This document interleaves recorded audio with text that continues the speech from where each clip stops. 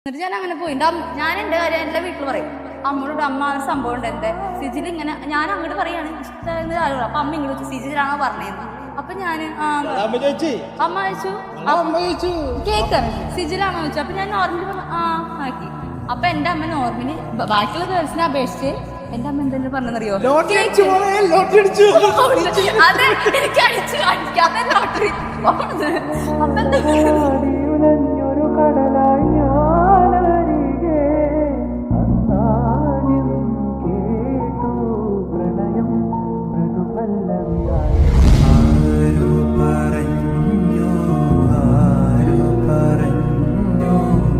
ഞാൻ കണ്ടതുരാ